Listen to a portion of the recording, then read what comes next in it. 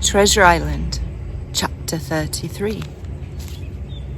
The Fall of a Chieftain. There never was such an overturn in this world. Each of these 6 men was as though he had been struck. But with Silver, the blow passed almost instantly. Every thought of his soul had been set full stretch, like a racer. On that money, well, he was brought up in a single second, dead. And he kept his head, found his temper, and changed his plan before the others had time to realize the disappointment. "Jim," he whispered, "take that and stand by for trouble." And he passed me a double-barreled pistol. At the same time, he began quietly moving northward, and in a few steps had put the hollow between us 2 and the other 5. Then he looked at me and nodded, as much as to say, "Here is a narrow corner," as indeed I thought it was. His looks were not quite friendly, and I was so revolted at these constant changes that I could not forbear whispering, "So you've changed sides again?" There was no time left for him to answer in. The buccaneers, with oaths and cries, began to leap one after another into the pit and to dig with their fingers, throwing the boards aside as they did so. Morgan found a piece of gold. He held it up with a perfect spout of oaths. It was a 2-guinea piece, and it went from hand to hand among them for a quarter of a minute. 2 guineas! Roared Mary, shaking it at Silver. "That's your £700,000, is it? You're the man for bargains, ain't you? You're him that never bungled nothing, you wooden-headed lubber." "Dig away, boys," said Silver with the coolest insolence. "You'll find some pig nuts, and I shouldn't wonder." "Pig nuts?" repeated Mary in a scream. "Mates, do you hear that? I tell you now that man there knew it all along. Look in the face of him and you'll see it wrote there." "Ah, Mary," remarked Silver, "standing for captain again? You're a pushing lad, to be sure." But this time everyone was entirely in Mary's favour. They began to scramble out of the excavation, darting furious glances behind them. One thing I observed, which looked well for us, they all got out upon the opposite side from Silver. Well, there we stood, 2 on one side, 5 on the other, the pit between us, and nobody screwed up high enough to offer the first blow. Silver never moved. He watched them very upright on his crutch, and looked as cool as I ever saw him. He was brave, and no mistake. At last, Mary seemed to think a speech might help matters. "Mates," says he, "there's 2 of 'em alone there. One's the old cripple that brought us all here and blundered us down to this. The other's that cub that I mean to have the heart of. Now, mates," he was raising his arm and his voice, and plainly meant to lead a charge. But just then, crack, crack, crack! 3 musket shots flashed out of the thicket. Mary tumbled head foremost into the excavation.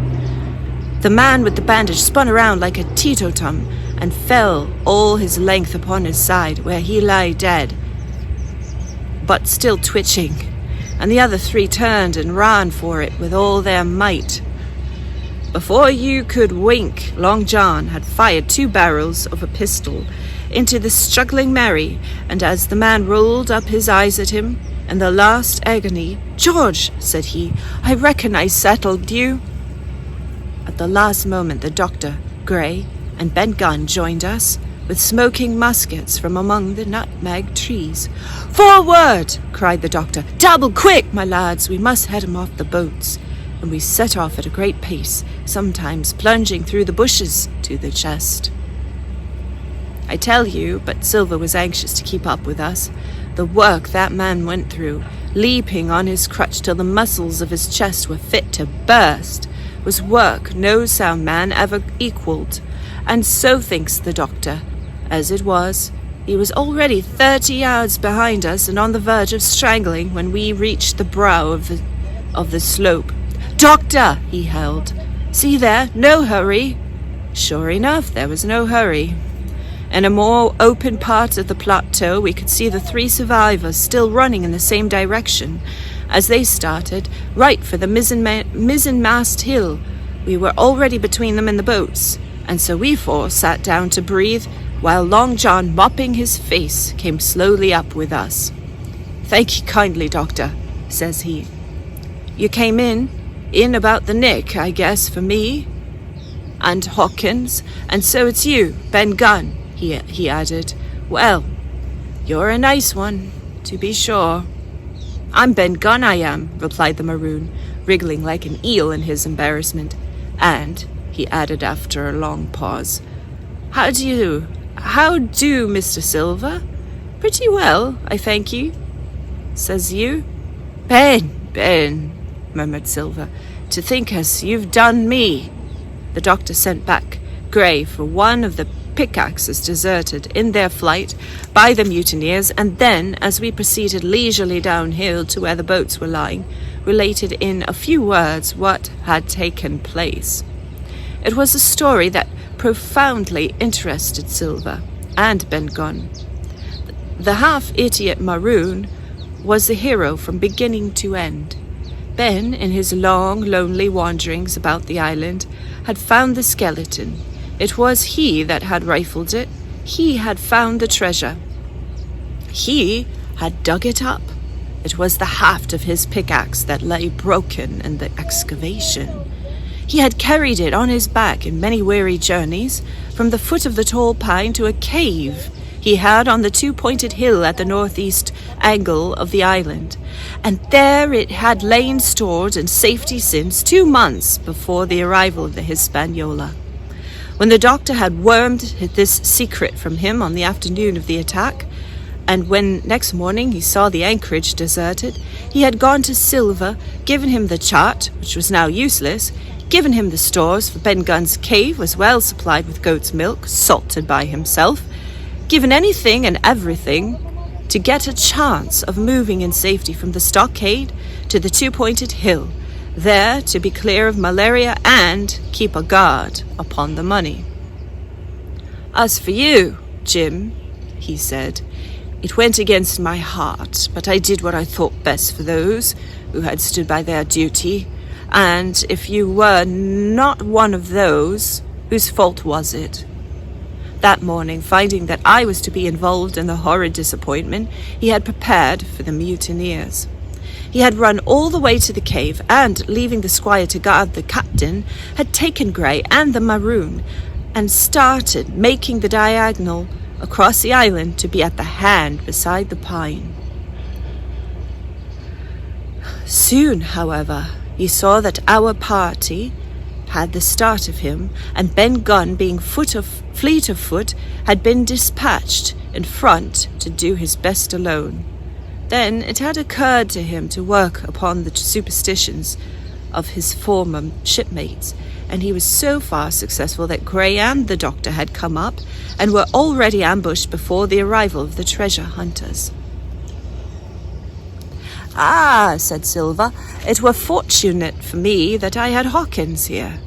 You would have let old Jim be cut to bits and never given it a thought, Doctor." "Not a thought," replied Dr. Livesey cheerily, "and by this time we have reached the gigs." The doctor, with the pickaxe, demolished one of them, and then we all got aboard the other and set out to go round the sea for North Inlet. This was a run of 8 or 9 miles.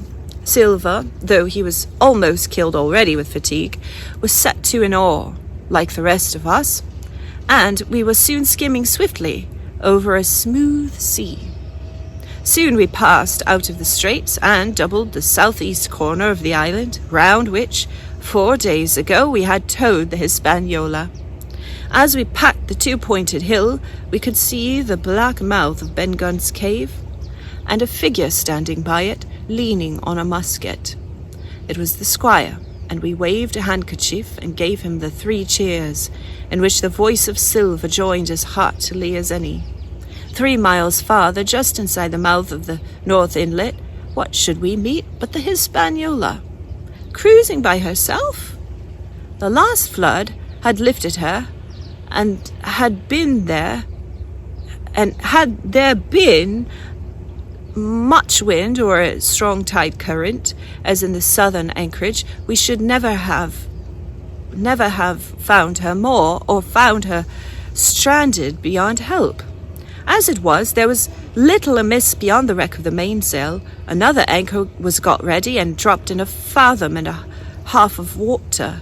We all pulled round again to Rum Cove, the nearest point for Ben Gunn's treasure house, and then Grey, single-handed, returned with the gig to the Hispaniola, where he was to pass the night on guard.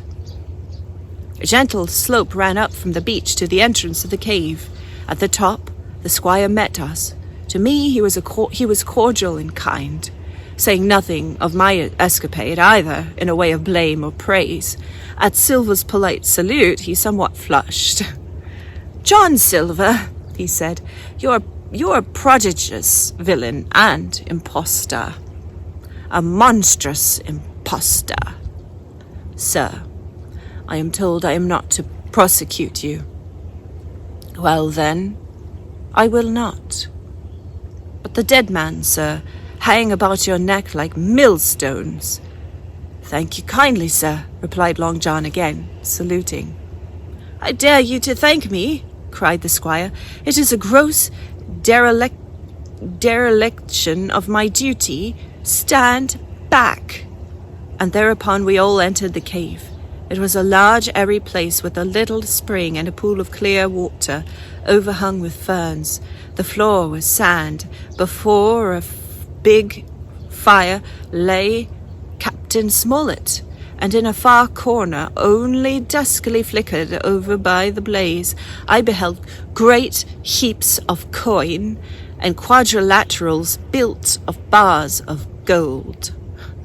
That was Flint's treasure that we had come so far to seek, and that had cost already the lives of 17 men from the Hispaniola. How many it had cost in the amassing!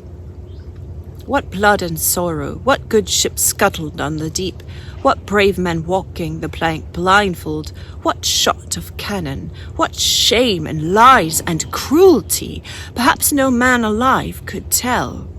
Yet there were still 3 upon the island, Silver and Old Morgan and Ben Gunn, who had each taken his share in these crimes, as each had hoped in vain to share in the reward. Come in, Jim, said the captain. You're a good boy in your line, Jim, but I don't think you and me'll go to sea again. You're too much of the born favourite for me. Is that you, John Silver? What brings you here, man? Come back to my duty, sir, returned Silver. Ah, said the captain, and that was all he said. What a supper I had of it that night, with all my friends around me, and what a meal it was, with Ben Gunn's salted goat, and some delicacies, and a bottle of old wine from the Hispaniola. Never, I am sure, were people gayer or happier. And there was Silver, sitting back almost out of the firelight, but eating heartily, prompt to spring forward when anything was wanted, even joining quietly in our laughter, the same bland, polite, obsequious seaman of the voyage out. And that's the end of chapter 33.